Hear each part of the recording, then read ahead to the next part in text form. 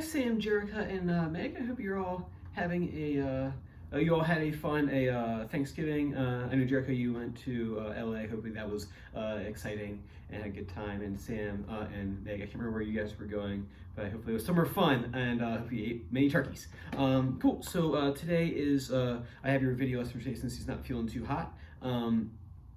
So I'll just go through a couple of things I want you all to work on for this week, and feel free to shoot me a message back with any questions that you might have about anything that I just talking here, or just anything in general, really. Cool. So the first thing I want to do is kind of a fun game. Actually, one of my students kind of came up with, and I thought it was brilliant, actually. And I can't believe I hadn't done it before.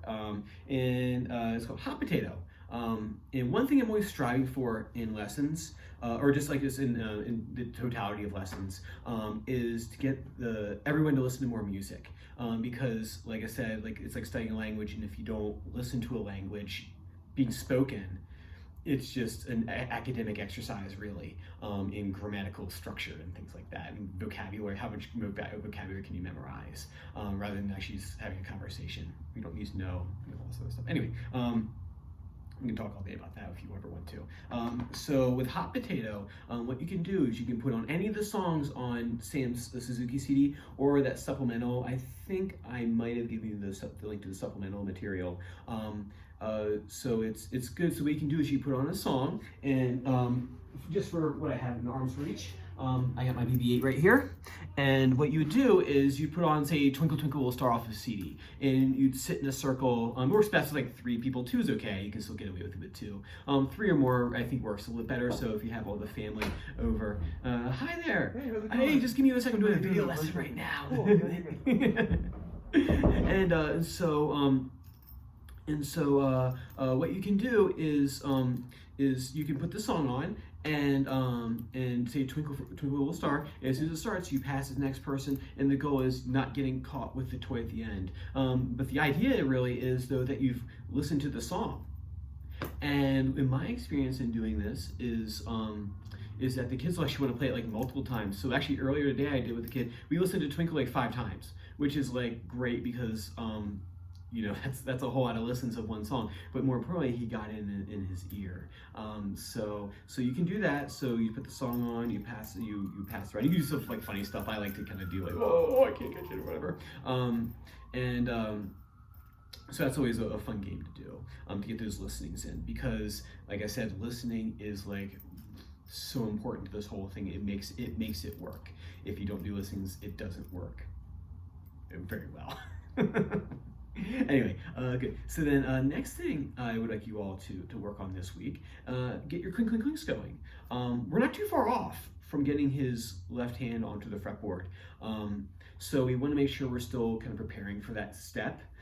So remember clink clink clinks, I'm not sure if I still have them on my fingers, you can still see, but you can see those little dots I put on there, my little bullseyes. You can call them whatever you want. I call them bullseyes. You can call them targets if you'd like.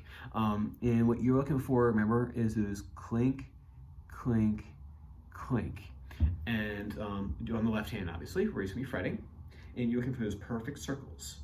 And if you do silly ones, like so what I do sometimes with the kids, I'm like, all right, I'm gonna do clink, clink, clinks, and then I do like a silly one. Yeah, how's that look? And they're like, no, Mr. Duck, that stinks. It should be like this right here. So that gets them to kind of like take the initiative to like show you how to do it.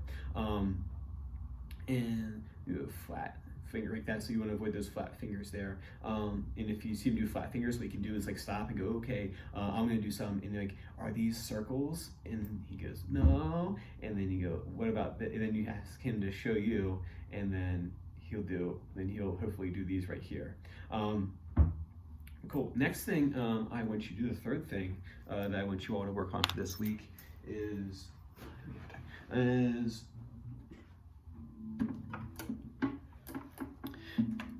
are his moon hops. And so, if I remember right from last time, I think we parachuted, and I think last time we got him to sound the string, which is a great step. I believe, if I remember right, we actually played Twinkle together. He kept what's called ostinato going along, which is a constant dum, bum, bum. It's like one thing happening the entire time. And so now that so if that step is coming on nicely,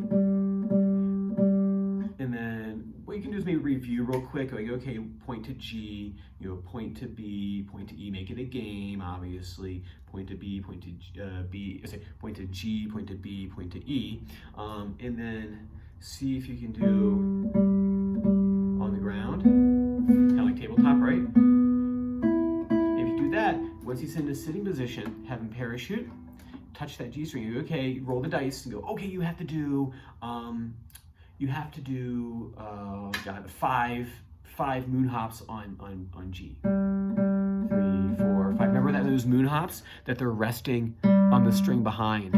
So it's literally a rest stroke. There, if you can see that a little better with the contrast. And then if he does it successfully, then you can go like move a game piece, or he's earned like a whatever, a toy or something like that, or he's moved his piece on the board.